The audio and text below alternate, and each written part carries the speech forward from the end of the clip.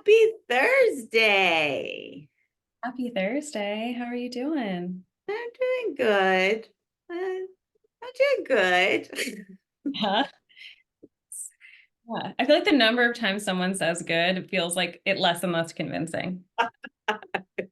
Right? It's like, am I doing good? I don't know.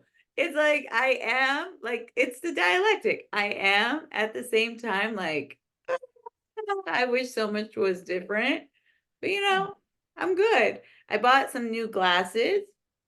They look fabulous. Thank you. Thank you. And when I put them on, I love them. And then now, as I'm like more and more seeing them, I'm like, they're beautiful, they're fabulous, but they seem too much. But at the same time, I don't want to give them up. They're absolutely not too much. Oh, well, thank you. I appreciate that. How are you doing? I'm good. I had kind of a crazy week, but what Mm. I wanted to talk about was I feel like a bunch of my clients are like kind of deep in dating. Oh, And I don't know if you've ever been on a dating app. oh, I yeah, do. of course I have. That was a lie. But it is dark out there. Oh, I think it's dark out there, whether you're on the dating app or not.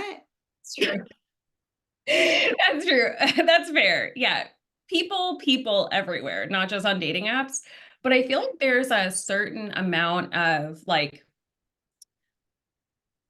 I think the anonymity that being like not being in person gives to people like kind of allows it like kind of opens the door to saying things that are just so wild that you would never go up to a person and just you're standing maybe in line at CVS, you find someone attractive and you just would turn to them and say, "Hey, want to fuck?" Like that's the energy that I'm hearing. And it's hard to not be demoralized. I know it really, what's interesting? And we've had this conversation with my friend so many times when we used to be on the dating apps, and like it comes up in my sessions with clients all the time. I do want to focus on the female clients bringing it up, because the male clients bring up a different concern, and their concern's fairly valid too, very valid, not fairly valid. And with the females and even like friends, it's like one, there's no concept of respect Hmm. at all. There's this arrogance that like I can hit on you in whatever format I want, even if it's like excessive and like in a sense disgusting to a point. Yeah. And then this is my favorite part. If you hold a boundary or tell me that's too much, then I go into gaslighting you. like, like, don't tell me sending you a dick pic is too much without saying hi. Like, excuse me, what's wrong with you? Have you not seen one before? It's like I didn't ask. I didn't ask for this. Like, I I'm literally just pressed like green button, swiped right. I just went right. That wasn't an invitation. I actually, this is reminding me so much. I remember I have this like visceral memory of I hadn't like checked my like apps in like a couple days. I'm sure I was busy, but I look and I had like matched with somebody and this man had reached out and said like, "Hey," and I hadn't responded because I hadn't looked at my phone like, "How are you?" And I hadn't responded, and then was like, "You're a bitch." And I was like, and I remember seeing that and just being like, "What?"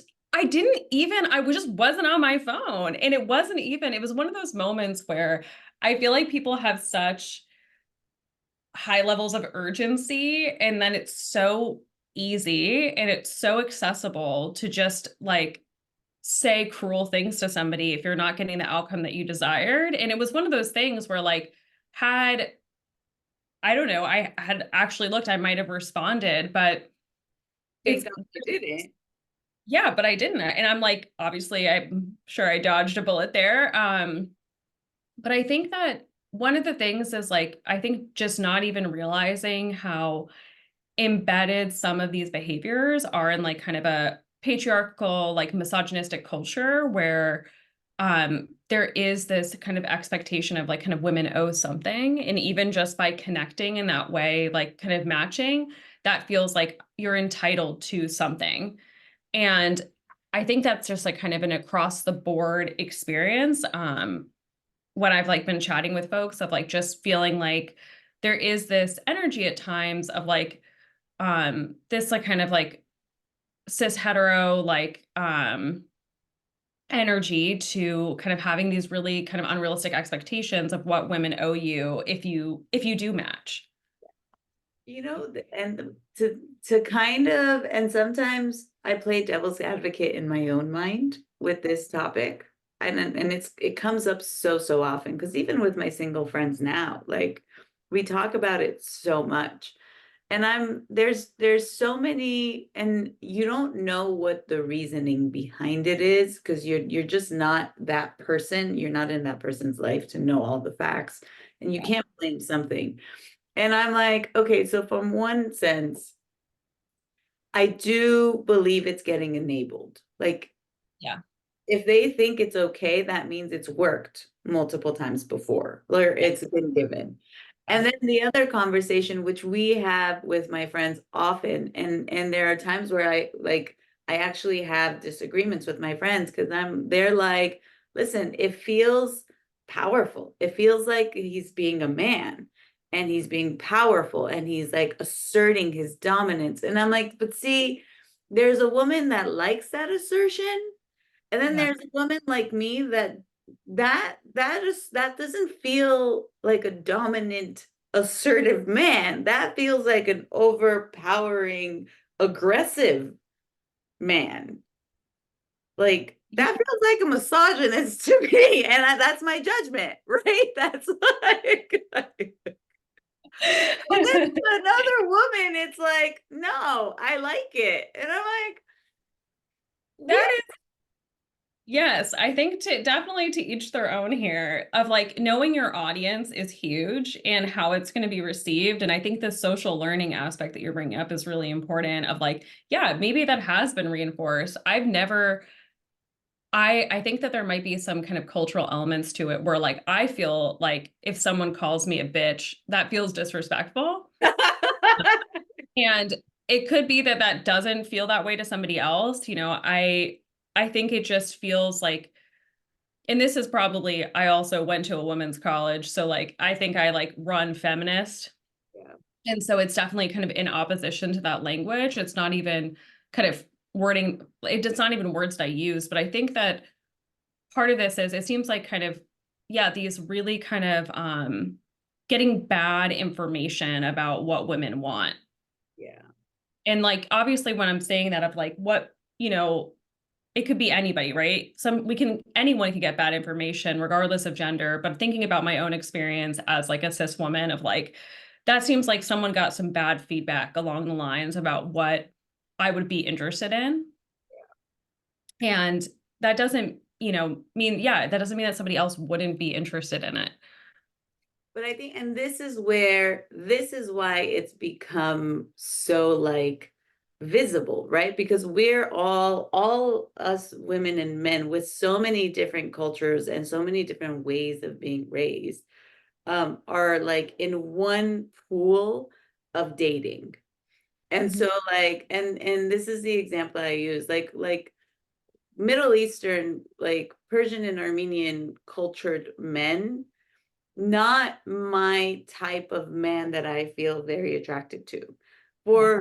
for reasons of like they do have this like a man is and Armenian more, Persians are a bit more equal, but like there's still this patriarchy mentality Mhm. in the culture, and like Hispanic culture is fairly similar. Every culture has its own, right? And there's certain white cultures in different parts that definitely think that like the man is a patriarchy and everything the man does is perfection.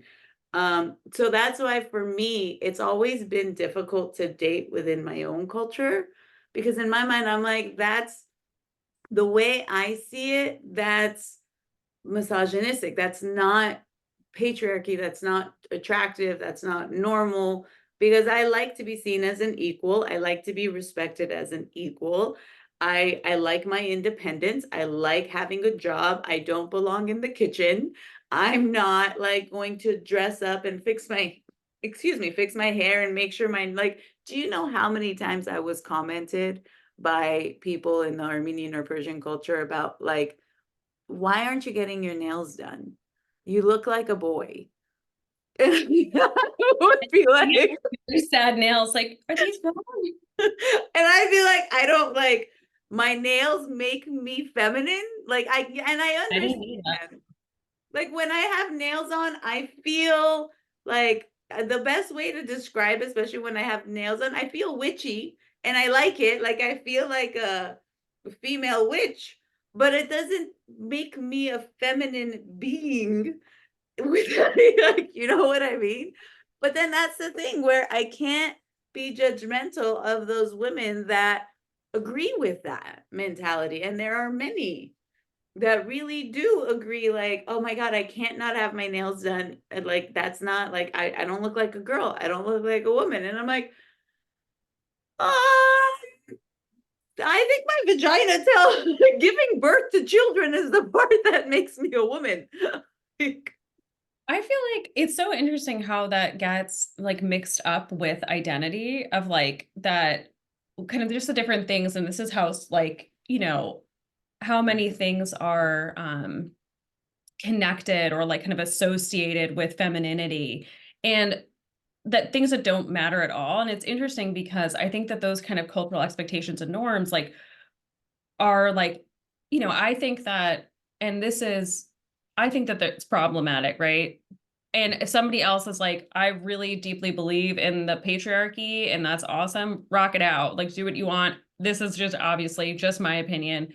I think it's, that's deeply problematic. And I hate the idea that like, um, there are things like people can be whatever gender, how feel however they want in their bodies, and it doesn't matter, nails or no nails. Like I never associated that specifically with gender um in the past. And I think it's probably 'cause I never had my nails done. And so I tried actually putting on I got press on nails, but I couldn't do anything. I was like a baby. But I couldn't type. And I was like, oh, this is like a whole different skill set where you have to like figure things out. And I was I forget where I was, but I was like asking somebody, I had the nails on and I was like, do you know how to use these? Like use your hands now? Because I saw that she had nails and she was like, oh, you have to like relearn everything. And I was like, oh, I'm gonna take them off then. Um, but I think that it is this like kind of people have different kind of associations and it's so interesting. And I think about this of the things that we associate with femininity, the things that we associate with maturity. Like as you were saying that, I was thinking about when I was younger, when I was early on my career, I would always be like, I need to wear a blazer because it makes me look more mature. And I don't carry that same association now because as I've aged, I feel like I just care about being comfortable. But at an earlier point in time, like we have these like kind of really strongly held rigid beliefs. And I think that, yeah, we can carry rigid beliefs about anything and including the way that we see and present and perform gender. But it's so interesting, like even just kind of thinking about this of like just being in this context in which, yeah, people are kind of in this entering into the same pool. Mhm. And there's so many different ways. Obviously, there's so many different ways of being in general, but this is like one where you probably interact with more people that are kind of outside of your like kind of typical circle. Like we typically like kind of associate with people, but when you're in the dating pool and you're just trying to meet new people, you come into contact with so many other people. Like, I think about just being like at Bryn Mawr at a women's college, being a queer woman at a women's college. My experience was like my dating experience was a different dating experience, but when I like kind of came out into the real world and just kind of going on dating apps and like being able to look at people engage with multiple people, I realized that like not everybody is a queer person from a women's college, and getting all of this really really interesting data points from from men who are just like, I'm like, oh, that's not somebody that I have a lot of shared experiences with. Like if they think that it's okay to like send me a dick pic like as like an intro, like that's going to lure me in. And I don't know if people are familiar with like anything in the world, but I don't know if that's actually worked for anyone. Like someone saw your dick pic and was like, have to have it. Like it was like a handbag. Dude, I will even say this is the piece where it shocks me because it's not like me receiving a dick pic is actually it has happened in the past month for me. Really? Yes. April. This is where my work Facebook, not even my person, because my work Facebook is open. Like I don't have any like, and I don't post. So that's why if you go into my work Facebook, I actually like announce that I'm married to Adriel. Because, and this is the piece where people would say, and I stopped like the first time I opened it, I was like, oh, but do you not see that I'm talking about like therapy and off the clock conversations and psychological groups? Like, do you not see the like, the Facebook you're on? Do you not see this? Do you really think sending a picture of your dick, of your penis, is the way to say hi on a work Facebook, on a psychological, someone that's promoting mental health? So one of the times I actually wrote, it seems like you need mental health support. Here are some referrals. And I gave some men therapist referrals. Like, I'm just, it's amazing because at no point did it make sense to me at all why someone would be like, this, okay, I've got it. This is, I'm gonna get this person, she's this. gonna want me. She's gonna want this. Like, what? But that's the thing where it's one of the things that I tell the clients every single time. I'm like, listen, the dating apps, I stopped using them personally because at some point I came to this realization like I can't be in the broader aspect of people and pick without feeling and knowing. Like I'm gonna go back to the old ways, and whether it works or whether it doesn't, I have radically accepted I'll stay single. And I'd rather meet a person in person and exchange phone numbers, which just meant that I had to go out more. Yeah, Which, to be fair, it wasn't a bad thing for me. Like, I went out to like lounges and bars with my friends, and mind you, a lot of people that would sit and have a conversation with me, 80%, 85% of the time, I did not give my phone number because those were the same people in the social apps that I was like, not responding to you, because even in the conversation with me it was very like, you really think you are a man and I'm a woman, and yeah, like there's a difference between us. Like you're not looking at me as a person that's respectable, you're looking at me as someone that you're yeah, just gonna in a sense use. yeah, yeah. You And feel like an, which and I think that's the thing with dating, and there's a part of it that's been appropriately normalized and a part of it that's like going too far. But it's like to a certain age men just don't know how to settle, don't want to settle, they're just looking to hook up. And the responsibility of being in a relationship and the maturity of being in a relationship, it's not being taught to them. It's like, just go live your life, go have fun. When you find someone to be serious with, and you're gonna like figure it out. But then at that point also they don't know how to be in a relationship and be serious with somebody. Does that make sense? Yeah, I think, and it's definitely like hashtag not all men. But I think it's like, but I think that there are these kind of cultural norms of like, of around like kind of aging and at what point like immaturity and even just the development of our own prefrontal cortexes of like, I'm not just looking for the good thing. And I think that like just the way people assigned female at birth are socialized, like we're socialized to be like, you should want um this you Yeah. should want this monogamous relationship. And I think that there are just ways in which people are socialized a little bit differently, and so I think that's very true of like just these like kind of generalizations of just like how people are thinking about relationships at different stages of their life. And I think that like I can say as like socialized being like AFAB, being a woman, like just like feeling like people have told me like you want to settle down your like my whole life versus like you should like explore like I mean there's a whole other conversation here about women's sexuality and how what we're told about sexuality versus how like assigned male at birth people are told about sexuality. So Facts. We should get into that one day. Maybe yeah. next. Yeah, maybe next episode, because I think that that's like a lot of, I think the intersection here is we're starting to see those things kind of peek together of like, this is what I've been told is good versus this is what you've been told is good. Yeah. And I think this is the piece where I love that you're touching on, because the reality is from where, if we look at like certain eras of like history and you read things, and again, you never know what's fact and what's fiction, because it's like historical events are written by people from their own perspective, from their surrounding perspective. So everywhere's been different. But at least I can say for like from the history of like Persian history and Armenian history, and even like, well, American history is different.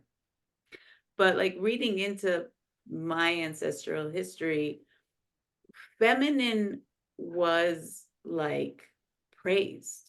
The feminine being was praised. There was no rigidity within sexuality. Yeah. The way they would describe it and the way they talk about it in poems and in things, it's feminine and masculine. There Mhm. was no man, woman. It was feminine and masculine. And the sexuality never, it was never the comment of like a woman is with a man. It like, it didn't matter. It was Mhm. love, feminine and masculine. And within those energies, they talk a lot about how the feminine is actually the one, like the masculine is like they both go hand in hand in taking care of each other, but the feminine is the one that has the most strength. The feminine is the one that has the more thing, and then the masculine is the one that does things, that provides things. But it never talks about a woman only being feminine and a man only being masculine, right? At least in our and in both Persian and Armenian history. Like if you really go back in the day, in Iran, like women were cops, women like, which now you look at it and you're like, y'all really lost the concept of your own cultural beliefs. Yeah. Like, Like something didn't go right. yeah, and in Armenian history, women were they would go to war, they would fight, they actually knew how to carry guns and missiles. They were like hand in hand with men. And now like they're treated as these fragile, not capable beings, but then also when they need their strength, they're like used in the strength. It's so interesting how we've changed so Mhm. much the whole concept of what a human is supposed to be. Like a woman is supposed to be only feminine. And if there's only any masculinity in it, you have to shut it down. And a man, the same thing. They have to be only masculine and they have to be providers and they have to be this. And if there's any concept of femininity in it, something's wrong with them. They're not a man.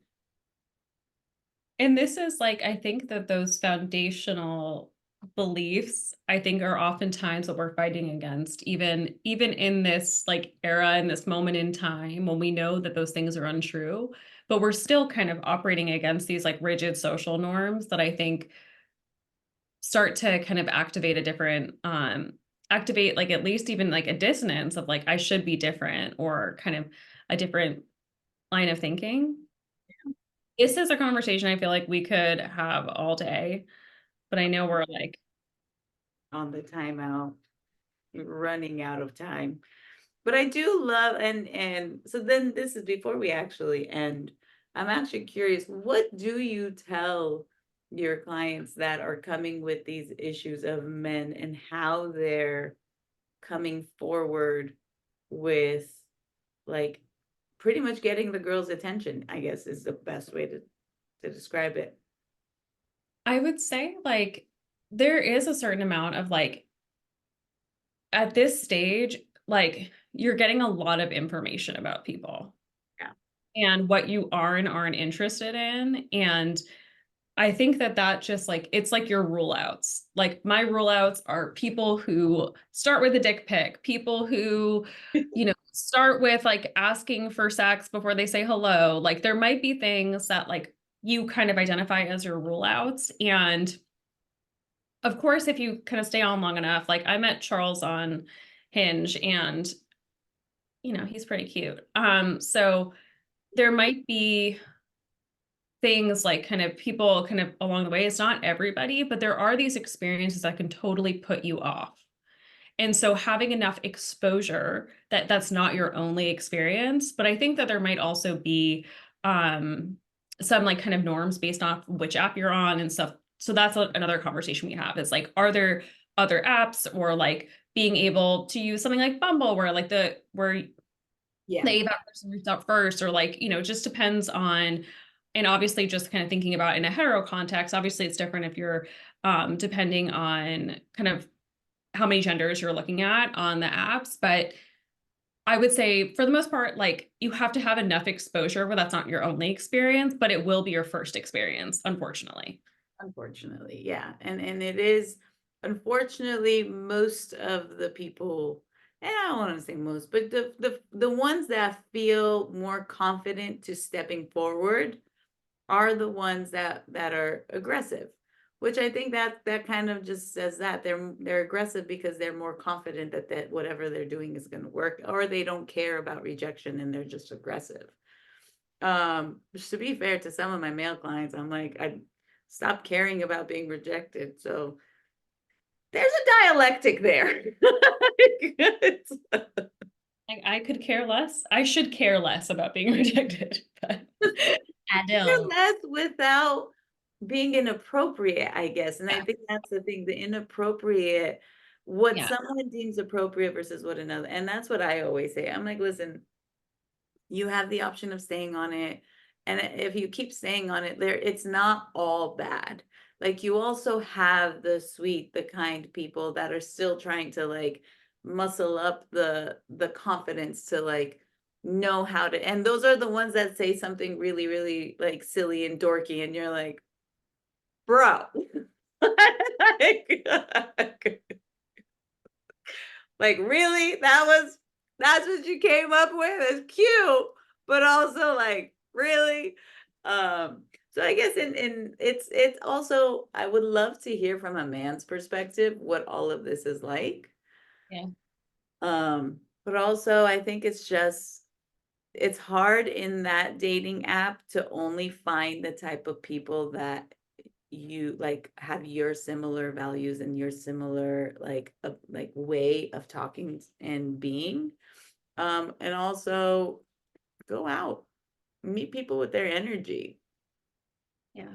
Always Yeah. enough. All of the above. All of the above. All right, well, we'll actually go into more of this next week. I'm really enjoying this topic. You too. All right, well, happy Thursday, everyone. Welcome back to another episode of Off the Clock Conversations. We hope you enjoyed it, and bye. Bye.